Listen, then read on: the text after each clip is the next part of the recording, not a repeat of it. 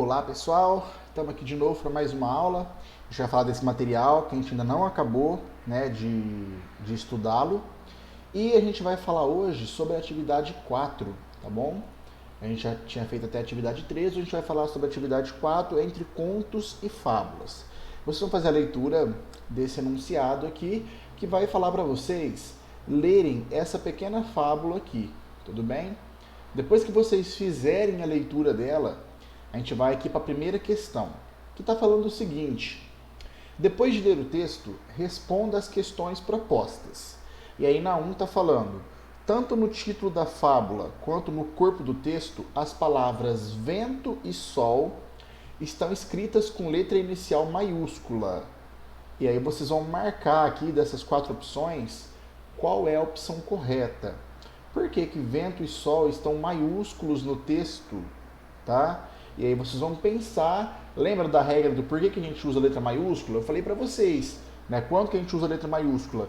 Em começo de frase e também quando forem substantivos próprios, nomes próprios, né?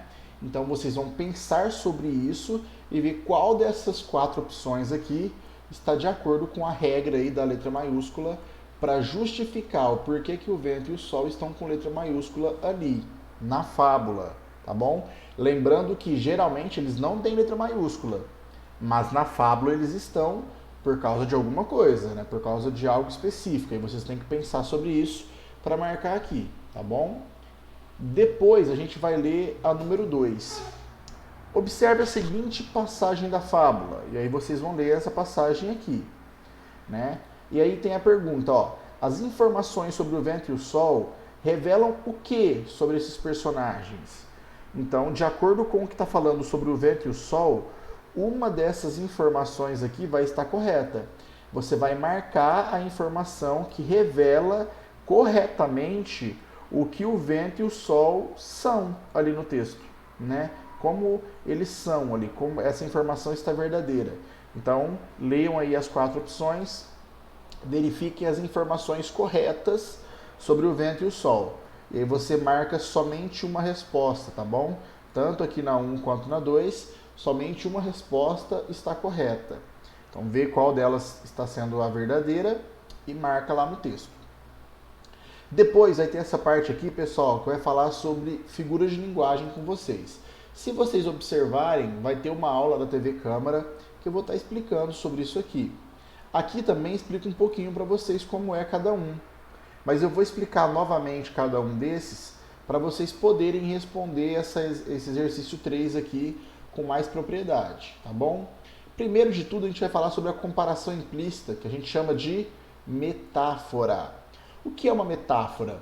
Quando eu faço uma afirmação para comparar duas coisas, eu estou fazendo uma metáfora. Então, por exemplo, o velho homem é um leão. Olha só, o velho homem é um leão. Será que realmente o homem, ele é um leão, ele é um animal? Eu estou falando que ele é o leão de fato? Ou será que de uma forma implícita, que não está claro ali, eu estou comparando o velho homem com um leão, né? Atribuindo características do leão ao homem? Então pensem sobre isso, né? Essa comparação implícita não aconteceria se eu tivesse falado assim, por exemplo, ó, o velho homem é forte como um leão. O velho homem é saudável como um leão. Se eu falo que ele é saudável como um leão, forte como um leão, eu não estou deixando implícita a comparação. Porque eu estou exatamente comparando, ó. Ele é forte como um leão. Então, existe essa comparação clara, explícita na frase.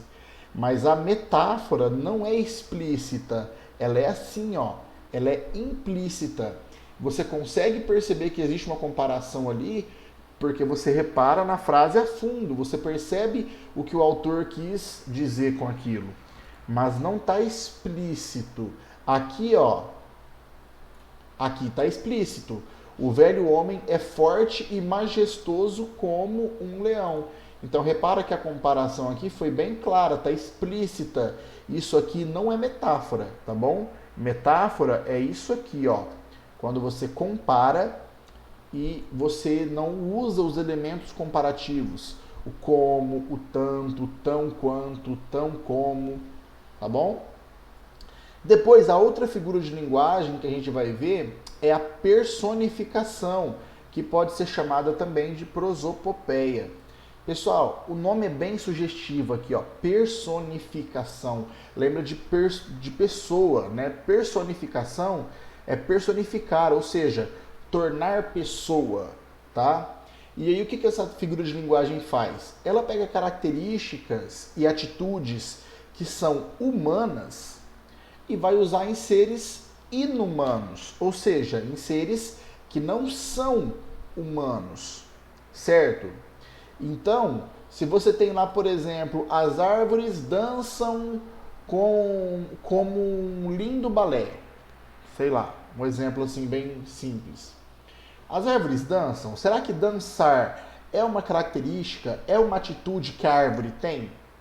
Ou será que eu estou usando uma figura de linguagem, é uma forma de me expressar? Lembrando, pessoal, que as figuras de linguagem elas existem porque o ser humano ele busca diversas formas de se expressar. Né? Então, às vezes você quer sair do sentido normal das palavras, você quer criar sentidos novos para você conseguir se expressar devidamente. E é aí que surgem as figuras de linguagem. Então, no caso aqui da personificação, ela acontece quando você coloca uma característica que não é de um ser inumano em um ser inumano. E aqui ele vai falar, por exemplo, do vento e o sol. Estavam disputando quem era o mais forte. De repente, eles viram um velho homem caminhando e o sol disse ao vento: será que o sol e o vento conversam? Será que o sol e o vento veem? Será que eles têm condição de disputar? Será que são características e atitudes típicas de um ser inumano? Porque o sol e o vento, eles não são seres humanos. Então, disputar, dizer, ver, são características de seres humanos, tá? Então, quando ele faz essa colocação, ele está fazendo uma personificação ou usando uma prosopopeia. A outra figura que a gente vai ver aqui, pessoal, é a antítese. Ó, ante. O que é a ante? Né? Ante é aquilo que é contrário, é aquilo que é oposto. E a antítese é aquela figura de linguagem em que a gente pega as palavras e coloca elas de forma de sentido opostos. Tem uma relação de sentido ali e esses sentidos são opostos. Então veja aqui, ó. A bondade e a amabilidade são sempre mais fortes que a fúria e a violência. Repara que bondade e amabilidade, elas têm um sentido. Se a gente pensar aqui na violência e na fúria, elas dão um sentido oposto, né? A bondade não é a mesma coisa que a fúria, não está no mesmo campo, né? A amabilidade também não está no mesmo campo da violência, porque se você é amável, você não é violento. Se você é bondoso, você não é furioso, né? Então a antítese coloca palavras com sentidos opostos, tá bom? E por fim nós temos aqui a metonímia, tá? Metonímia.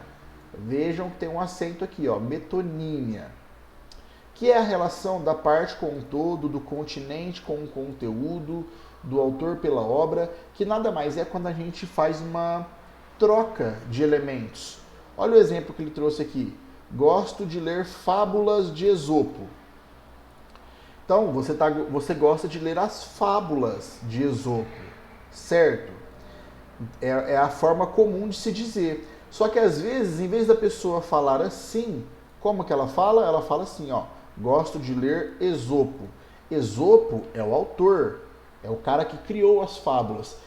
Será que a pessoa está querendo dizer aqui que ela gosta de ler o Esopo mesmo? Ou ela gosta de ler as obras do Esopo, no caso aqui as fábulas, que são as obras dele? Então ela está falando das obras, óbvio. Mas aí o que ela fez? Em vez de ela falar das obras aqui, ela falou do autor. Outro exemplo comum que acontece isso é com carros, por exemplo. A pessoa fala assim, meu pai comprou um Ford novo. Ford é a marca do carro, ele não comprou a marca Ford.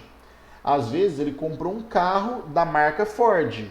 Só que aí, em vez de você falar do carro especificamente, daquilo que é específico, você falou daquilo que é geral, daquilo que é genérico, que é a marca. Outro exemplo comum, os lavradores falam muito, né? Quem cria gado.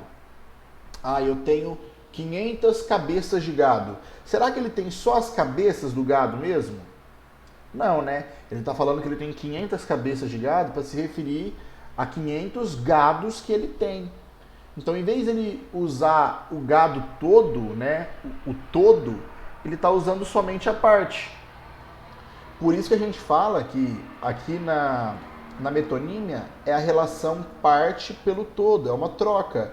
Em vez de ele usar o todo, que era o gado, ele usou a parte, apenas uma parte do gado, que era a cabeça.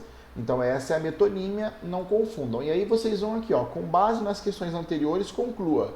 Em relação às personagens, ó, aos personagens da fábula, tá? Em relação aos personagens, qual é a figura de linguagem presente na fábula? Então, se você pensar nos personagens, quem são os personagens? Volta no texto e olha. Então, em relação aos personagens, qual é a figura de linguagem que está presente na fábula? É a antítese, a metonímia, a onomatopeia ou a personificação? Assinalem lá a resposta correta. E aí a gente vem para 4, que também vai falar da figura de linguagem. A moral da fábula, o sol e o vento, é: a bondade e a amabilidade são sempre mais fortes que a fúria e a violência.